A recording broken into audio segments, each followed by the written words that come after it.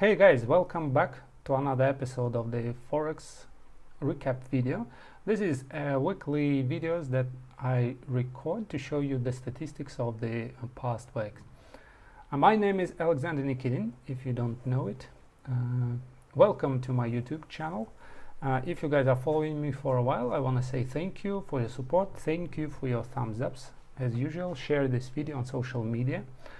So let us start. To demonstrate my statistics, I am to switch to MyFX book and let us see how it goes. As you can see, it's not that very much sexy, although I have generated some money, but those large drawdowns say that I am a bit overexposed with my risk and my money management should be revised closely. And I did that revision of my money management in the previous video. I was explaining the percentage trading versus the fixed position trading, and if you will go here into this section, we will see my actual performance in terms of pips, how many pips I do generate.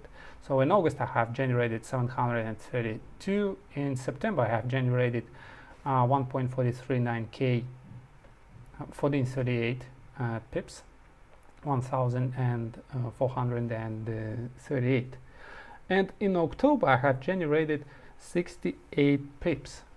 I was generating pips each and every month, so no losing months, yes. But if we switch to change in percentages, we will see that month number 1 has 40% return, September has 44% in return, and October is a negative 30% of return. So the money management is the key here. You can see that although I have generated some pips, but I've lost real money, real percentages of my account. Pips were generated, money were lost. How is that possible? It is pretty simple because I was using the percentage of my account in a single trade. This means that regardless of how large is the stop loss, how large is the pattern, I will risk, let's say, 5% of my account. And if the stop loss is 10 pips, I lose 5%, and if the stop loss is 100 pips, I lose the same 5%. And it's not very good with advanced pattern trading, and I will show you that in a second, downloading the statistics from my MetaTrader. Okay, so these are the results. What I want to do, I want to go to this week and type this number into my journal. I do that journaling manually. Here it is, my journal, somewhere here on my desktop. I just open that and type the numbers from MyFX book to my journal to see how it goes. I do that weekly. I don't type every single trade in my journaling because I suppose it is useless. Okay, week number 8. Week number 8. The dollar is lost. 302.34. Let's go here. Minus 302.34. In Russian we have comma for separating the decimals, but if you're typing it in English, then it should be point. Okay, this month, this week, not the month. Let me copy that and paste it here.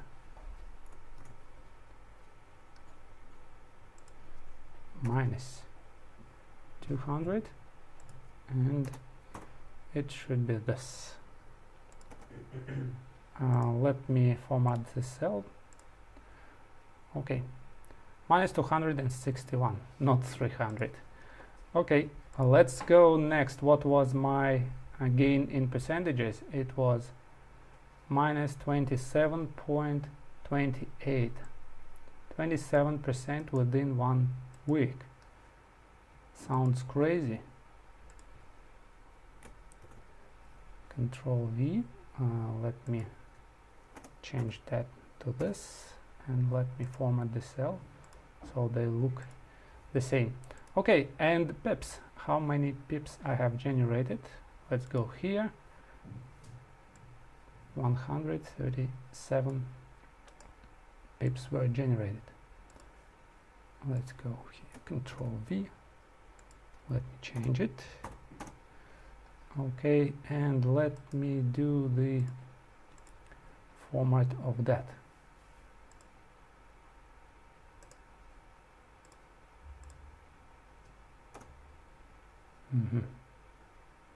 Something strange is here.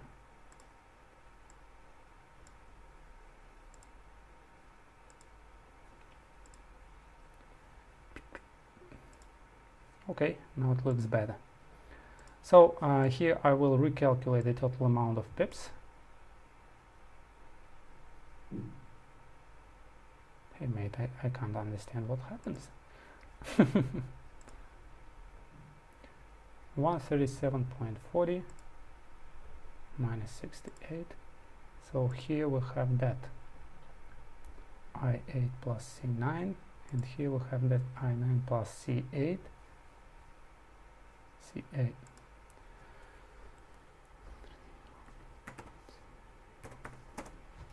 Okay, if I type it manually, it works.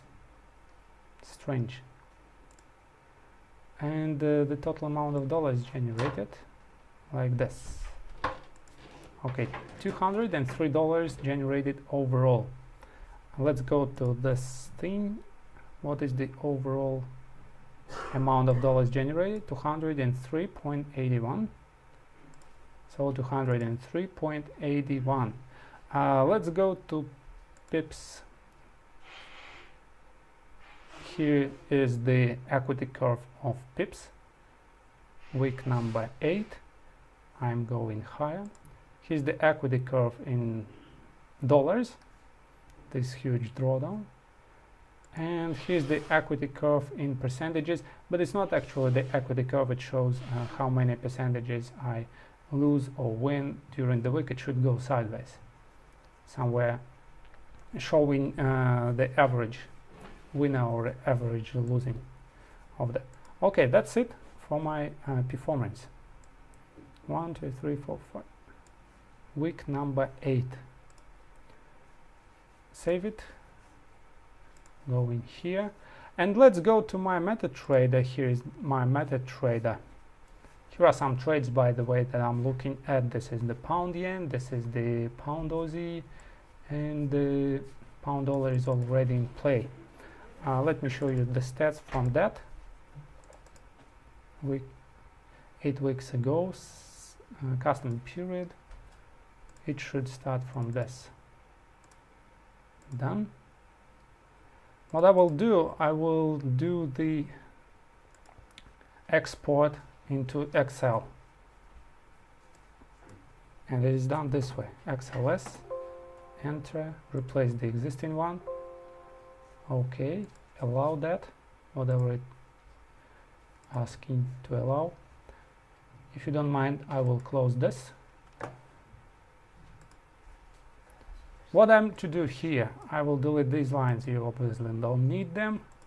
Also, I will go here and I will do some filter. What I am to filter here, I am to filter canceled trades. So here are they, canceled trades. We don't need them as well for our calculations. Like this. Okay, done. Delete the row. Here's the picture of that. I will move it somewhere onto separate sheet. Okay, let me disable this filter, and let me do something else. Here, if you might have noticed, we have some results are looking this way. These actually are zero trades. What is a zero trade? When the first target is hit, I close the half of my position, and I move the stop loss to break even, and if price goes further it hits my second target, or if it reverses it hits my zero. And sometimes because of slippage or commissions or some swap, whatever, my overall trade on that can be slightly less than zero. And this causes wrong calculations with MetaTrader 4 and MyFX book, wrong statistics, wrong accuracy, wrong other things. I am to do it this way. First of all, I should change those slightly negative than zeros into something that is slightly positive. It won't cause very many problems. It won't make very much difference in the overall results.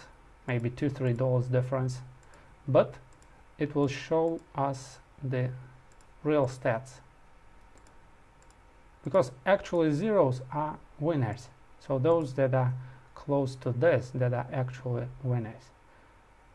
Okay, so I click on that one because I never risked, I never generated less than $3, and let's say my minimum loser was $4. Others are actually zeros plus commissions plus whatever.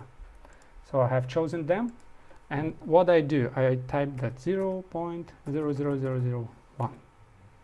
Let it be this way. Go in here. Okay, done. And here I had some deposited funds from my broker, a cash back, 5% of spread return. Delete row. We don't need that anymore. Done. These are the whole manipulations of that. Let's do the filter. Filter back. Let's go next. I think we don't need those calculations as well. Working orders, whatever, pending orders, they are just okay. They are just useless. So what I'm interested in, let's calculate the starting amount.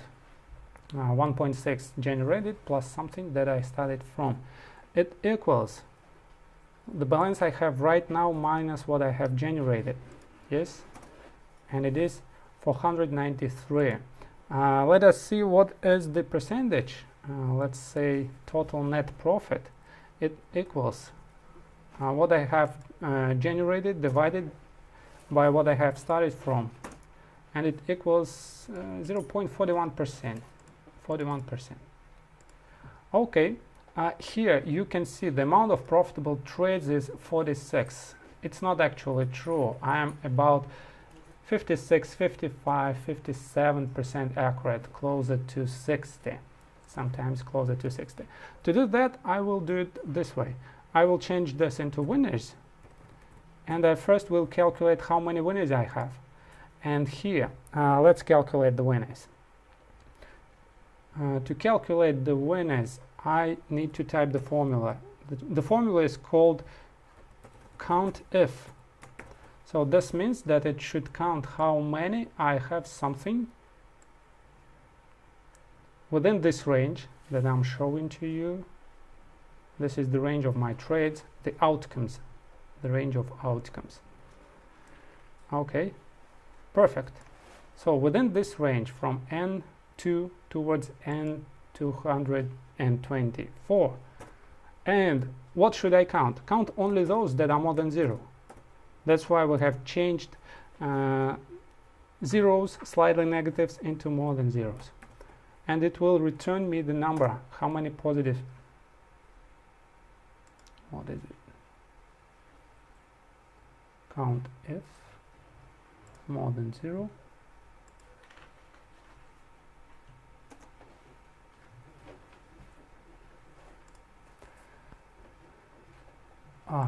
Sorry. Count. Not cotton, but count. Count if more than 0. So I have 128 winners. And to calculate the probabilities, we have to divide what we have winners divided by total amount. This is it, 57%. 57.4. As I told you, not 46, but 57.4. Okay, let's go here and do some other calculations. As you see, we have the results in money. With let's say we don't need money. Let's say we don't need the money management results. We don't need anything. We need pure pips. How many pips I have generated. And to calculate this, it is a pretty good formula here. You should type within your Excel spreadsheet, you should type equals, and you should type if. And if you go here into the cell, yes, the cell that says cell, homonymous, okay, if this equals by, yes, then the close price minus open price of my position, it will return me the pips. And else, if it is not equals by, if C2 doesn't equals by, do the return, the open price minus close price. That's it. The formula is this. It will give me the number of pips. Let me make them looking similar to one each other. Should be numeric, and 1, 2, 3, 4, 5 digits after the point. Now you know that some pairs are 5 digits and some pairs are 3 digits. So the 3 digits pairs are these yen pairs. So I will do it this way, very similar. I won't type the formula that I've done earlier. And let's choose those yen pairs. I have 7 of them. Aussie yen, Canadian Swiss yen, Euro yen, Pound yen, New Zealand yen, and dollar yen.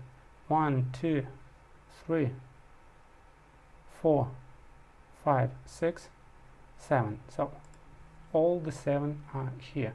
And let's type it this way. This cell equals the cell to the left multiplied 100.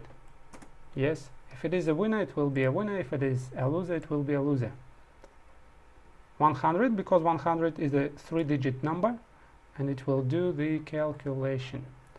Okay, so now let me select all, but let me exclude those yen. Aussie yen, Canadian yen, Swiss yen, Euro yen, Pound yen, New Zealand yen, and dollar yen.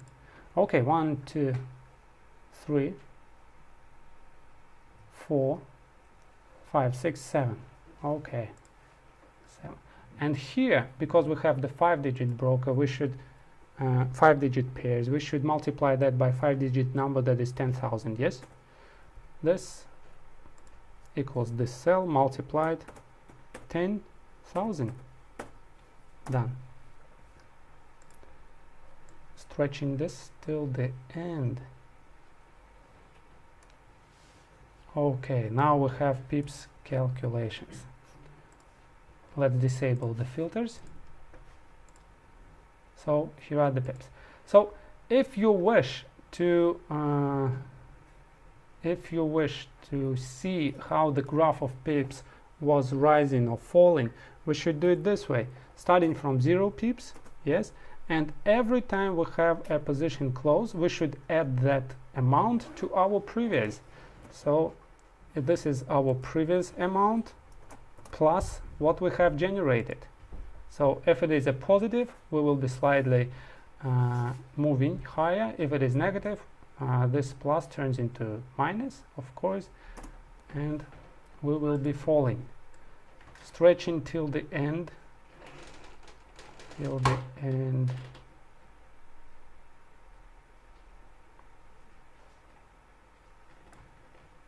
So 2,239 pips generated. Control Shift downside to choose this whole column and insert the chart. Move the chart to another. Move the chart where?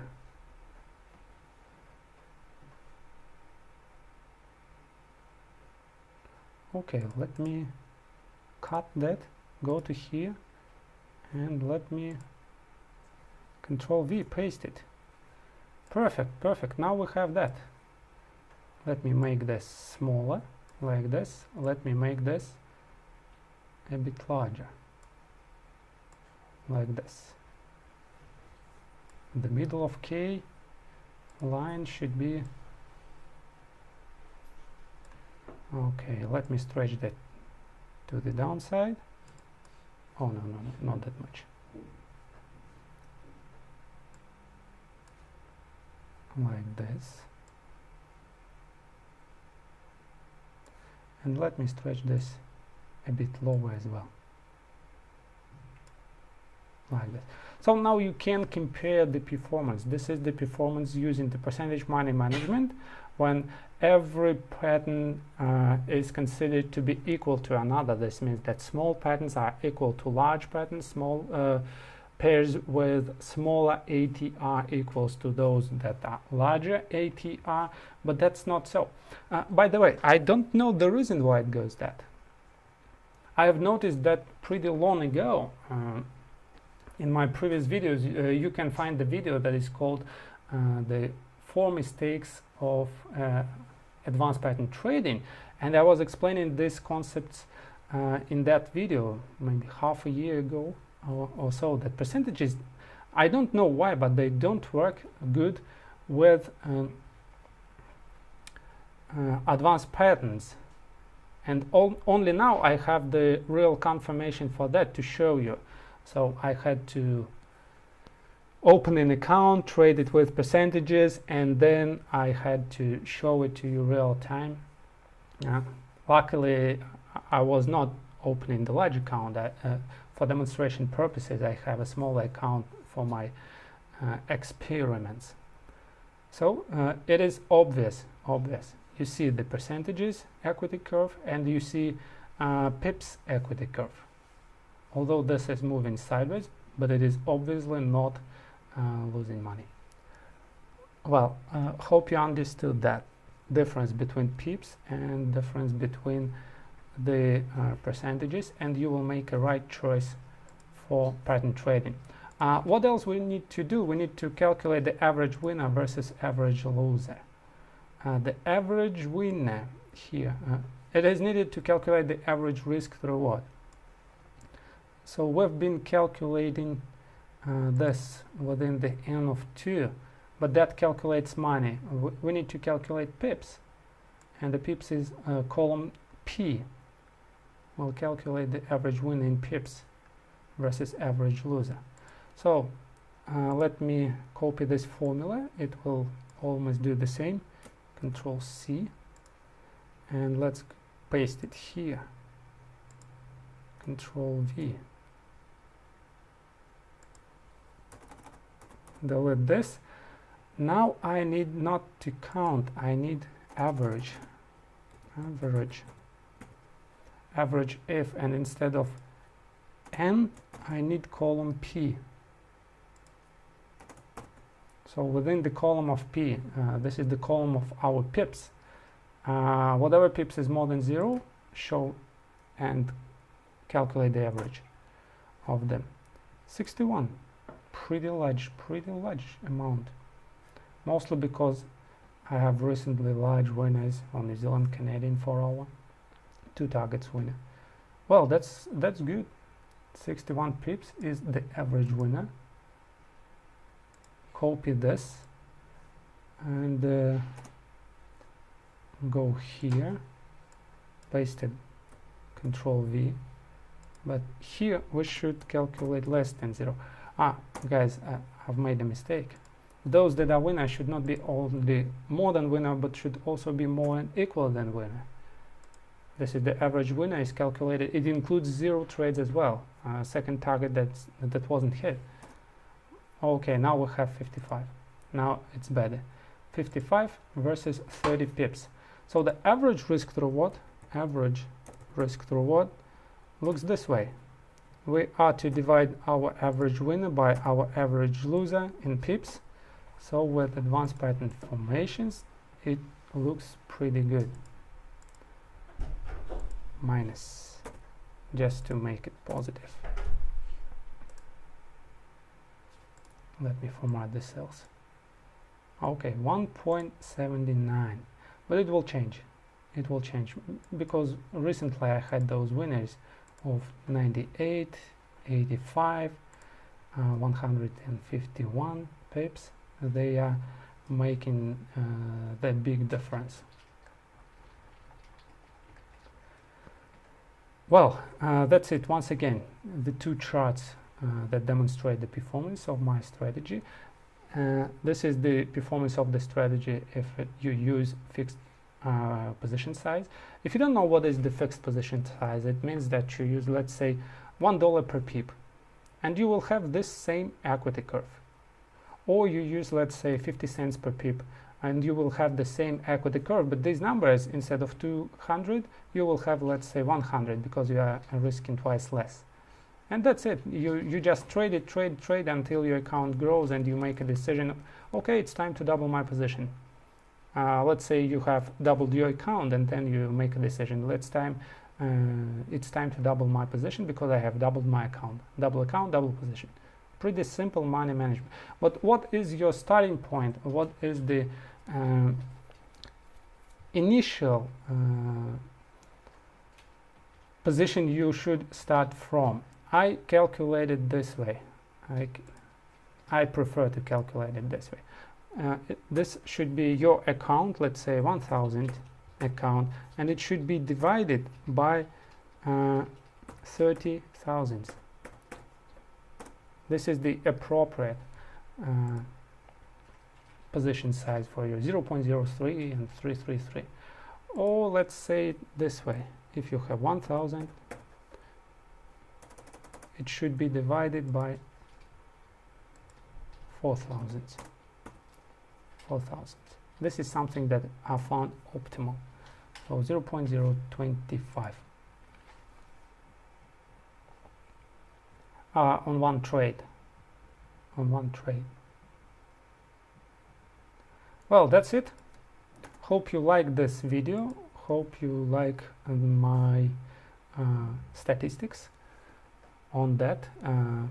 Hope this helps you a lot with your trading, and you won't do those things that I was demonstrating to you. I can't call them mistake because I was aware of what I was doing, and I was prepared for that I will have a loss because I knew ages ago that percentages don't go well with trading. But I was testing the simple percentage. I was testing that Kelly percentage. I had to see that with my real-time trading with my own eyes, that it is actually the same way that I was thinking it should be. And the results of my backtesting just was proved. The results were proved by real-time trading. So need to switch to fixed position size, obviously. If you like this video, hit that thumbs up button, share this video on social media, let our community grow, let my YouTube channel grow, let more people know about the guy that is called Alexander Nikitin. Also, let me share you the link to my FX book. No, it's not this browser. Let me show you the link so you can join and track my performance starting from the date that I started using this strategy. The strategy, I remind you, the strategy is the advanced pattern trading that are drawn by manual HPS2, and the swing identification algorithm is manual one. You can find my swing identification algorithm on my YouTube channel. It is called the Secret to Swing Identification. Okay, here's the link to MyFXBook. So www.myfxbook.com/members/NIQUITOS/Alexander Nikitin/2262/815. If I don't forget, I will drop the link in description. What else? I think that's it. That's it for now. Have a nice weekend. Hope to see you on Monday.